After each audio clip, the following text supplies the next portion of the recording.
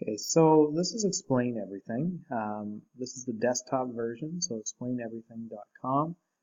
I must say I much prefer to use it on an iPad. Uh, my board is free to use on the iPad. It gives the kids the opportunity to take pictures with the iPad while they're working and put those right into their Explain Everything presentations. But for the ease of this, I'm going to show you the desktop version, which may be more accessible to some of you anyway. So when you go to the website, it'll say sign in up here. I've already done that, so you click sign in. You can use your Google account to sign in, OneDrive accounts. There's a couple other ones, or you can just set up a actual Explain Everything account as well for free. So once you are in, you can click on Explain Everything up here, and it takes you kind of to a drive of your own. So you can click New Project. This one right here is actually like a tutorial, so it will give you a walkthrough if you want to learn some more information. You can also click Explore. So we're in Cloud Projects right now, and it's showing things that I've made, which is nothing so far. But you can click Explore and get lots of good ideas too from other people's shared files. So feel free to have a look at those and get some great ideas of ways you can use this. But I'm going to go back and give you a little example of some of the things. So if you click New Project, it will take you into a whiteboard that is blank. So you can choose different templates. You can choose to start with a file wide open when you start. I'm just going to show it blank, and then we can add some stuff to it.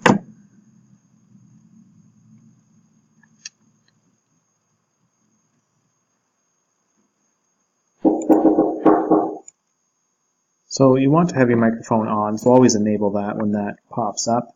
It also shows a microphone at the bottom, so if it's been muted and you are ready to use it, you can unmute it.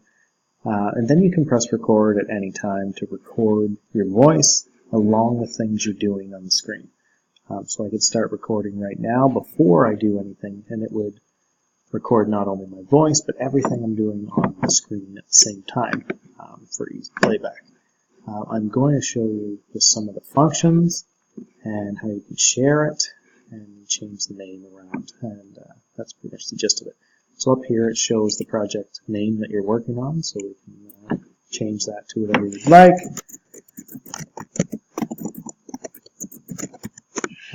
Fun, and that's the name of our new project. So anything you want to add to it, from like a file or a picture, you could take a picture using your webcam. I'm not going to do that right now, so we just take a picture of me. You can add an existing video or image if you want, any file, clip art, or audio.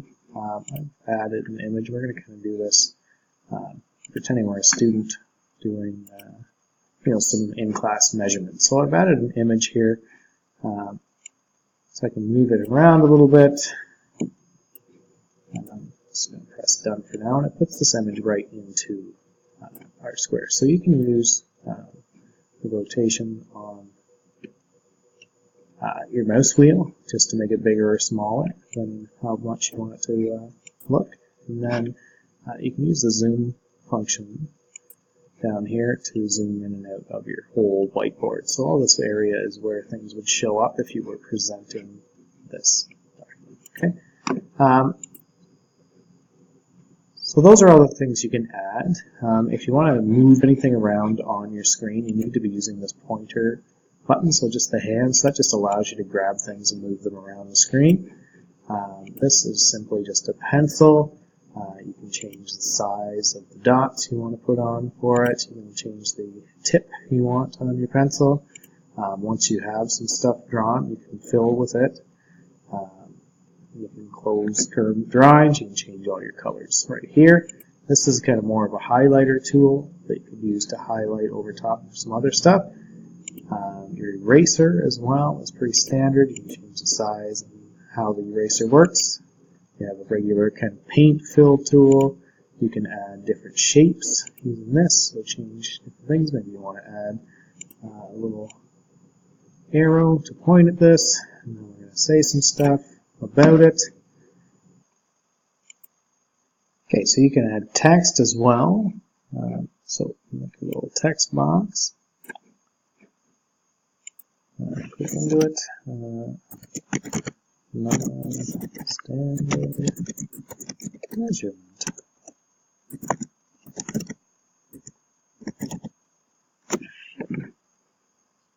Adjust the size of the box. The little check mark. Okay. And then if you want to move that around, make sure you click on there. Line up with that. Alright. So once your text is in there too, you can change the font if you want. You can change the size of it on there. I find the easiest way though to just change the size is to make your box. Maybe that's only on the iPad. Make your box bigger, but change the font to something different. You have to highlight it on here.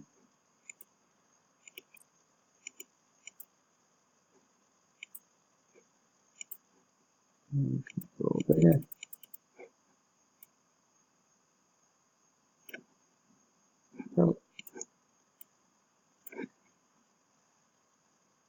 You can also like cut and copy using this tool to carve some stuff up and get rid of it.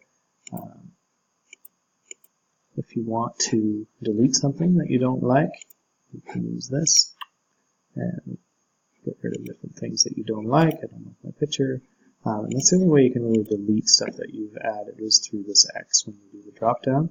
When you're recording, you might want the use of a pointer tool to point at some certain things.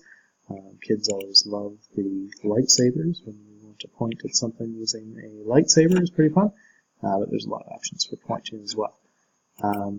This tool is the inspector tool. So once you have selected something, if we want to look at our picture, click it, press the inspector tool, and it'll give us some options for our picture. Sorry, you gotta kind of grab it with the mouse. So you can make a duplicate of it, you can copy it, you can flip it, turn it around. You can set it as the background of the whole image if you want.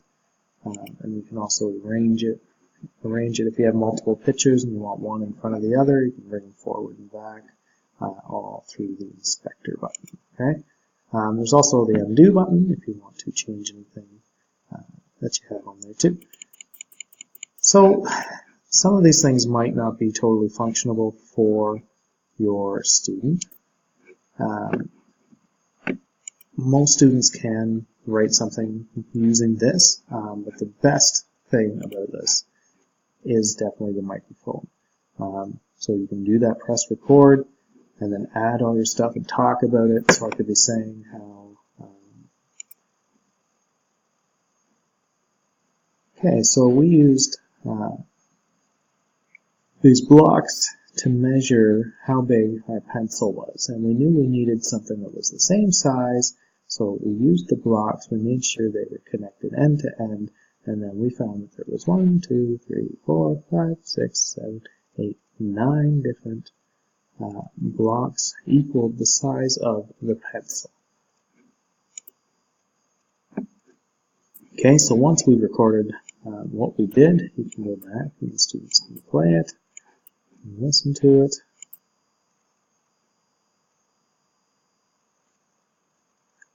And make adjustments wherever they feel they need them.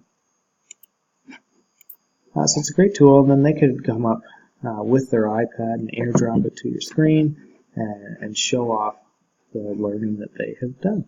And so this makes one slide at a time. You can use the plus button down here to make more slides. This brings up all the different slides that you have. So I can add another one, and we've gone to a new blank one, so now we have 2 slides. So if I wanted to show something else we were learning at the same time, we could have a page about that as well. So the last really fun thing I want to show you, through this button you can create a link to easily share your project. So once your students have the link, they can share that with you, and you can find it from any device, or they can just invite others using either the link to actually just share it, or you can change it just like in a Google Drive document to be just viewed or edited. And then you can look up different users with email addresses and then invite them to collaborate with you. And that is explaining everything.